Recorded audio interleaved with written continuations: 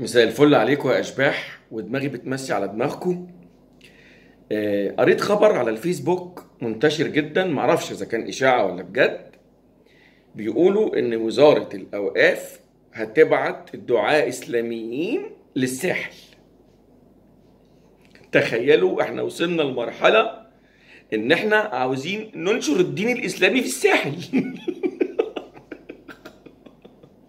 يعني زي ما عمرو بن العاص كده فتح مصر، احنا محتاجين نروح نفتح الساحل.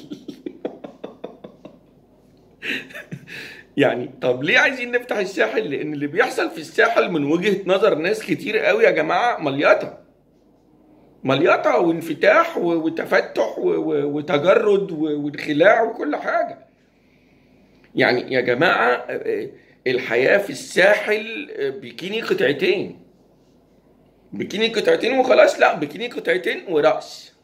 في نار بقى ومزز بتطلع وولع يا زميلي ومترينا. كمية الصدور والوراك اللي في الساحل يا جماعة أكتر من اللي موجودة في كنتاكي. في مليطة، في انشكاح وسعادة ودرينكات تحس إن أنت في الجاهلية 2019. يعني وبعدين من وجهة نظر الناس اللي في الساحل يا جماعة دي حرية شخصية وإحنا مسلمين وموحدين، بس إحنا بنتبسط. ومن وجهة نظر الناس التانية المحافظين شايفين انه لا يا جماعة في تعاليم ومبادئ لازم نمشي عليها. فانا خايف يحصل اصطدام بين المسيفين والدعاء اللي هيروحوا وتبقى حرب، واي حد بعد كده يسأل الحرب دي كانت ايه نقول لهم موقعة الساحل.